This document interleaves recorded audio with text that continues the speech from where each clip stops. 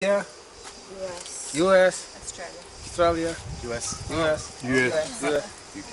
UK, South Africa. South Africa. A big family. So today we are going to visit the holy sites in Bethlehem. This is the Shepherd's Field. Later on we go to visit the Milk Grotto. The Milk Grotto is the place where the Virgin Mary was nursing Christ, and then we go to visit the Church of the Nativity, which is the most important.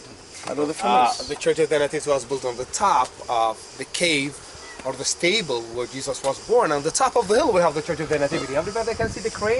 Wait. That's a church. Because the church is under restoration. You can see the crane, 3 towers. On the top of the hill we live in the hills of Judea. So we have hilly country. So this is the area known as the Shepherd's Field in the New Testament. And in the Old Testament known as Ruth and Boaz Field. I would like to summarize for you 2 biblical stories related to this area, to this field. The first one mentioned in book Ruth, the Old Testament. The Bible tells us that a famine came into the land. A woman called Naomi with her husband Elimelech, they decided to migrate from this land. They went to the east. They went to the mountains of Moab. And this family, they had 2 boys. Because they were living in Moab, her 2 sons of Naomi, they met 2 Moabite women with Ruth and Orpah. They lived peacefully in Moab, but her husband later on died, Elimelech. And then after a few years, the situation became worse when her 2 sons, they died too and became widows. Naomi with her daughters-in-law, then she heard that Bethlehem became fertile again. So she decided to come back to her homeland. So on the way back, she told her daughters-in-law, you can stay with your parents. Orpah, she said, okay, thank you very much, and she returned to Moab. And Orpah means in Hebrew the back neck. But Ruth, she decided to come with her mother-in-law, and she told her the place, where you live, I will live. Your God will be my God, and your people will be my people. She came with her to this field. Hold on. This is in those days, this is the fields of Boaz. They were poor, so what she did, she gleaned the field of Boaz, Ruth. She picked what left from the field of Boaz.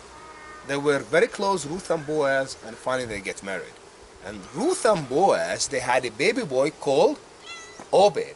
Obed and his wife, they had a baby boy called Jesse. Jesse and his wife, they had a baby boy, the little one called David. And Bethlehem known as the city of David. The Bible in book Luke chapter 2 verse 8 says, in the locality, in the same area where Jesus was born, the shepherds were taking care of their flocks. Suddenly, the angels of God appeared to the shepherds. And they said, today, in the town of David, a Savior has been born to you. They were terrified. That's from the faith inside, they decided to follow the message of God. They received the good news. And then they walked all the way up to Bethlehem. And they saw a baby wrapped in manger. So when they received the good news, the shepherds, they said one to another, let's go to Bethlehem. Their reaction, let's go, that means the distance was very short.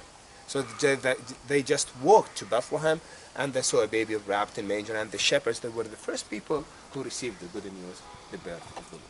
So this is the area of the shepherds, and this is Ruth and Boaz field. What we will see, the modern church, the caves of the shepherds, and the Byzantine ruins. In 313 AD, what happened? We have shifting point. When Constantine adopted Christianity, the Christians, they were persecuted by the Romans hundreds of years, from the resurrection, from the time of Jesus till 313. They suffered a lot, the Christian movement, but they thank you for the early Christian people. They suffered a lot. You have to thank the Christians in the early centuries because they suffered a lot to keep the holy sites alive. I will tell you later on how far we are sure we are going to visit the exact place where Jesus was born, the actual site where Christianity started. 313 Christianity became legal, and they started to build churches everywhere in the empire. In Bethlehem, in Jerusalem, in Galilee, they built the first church as a commemoration of the biblical event in the 4th century on the slope of the hill. We will see that later on. But the Byzantine church was destroyed by the Persians in 614 AD. The Persians, they burned and destroyed all the Christian churches except the Church of the Nativity.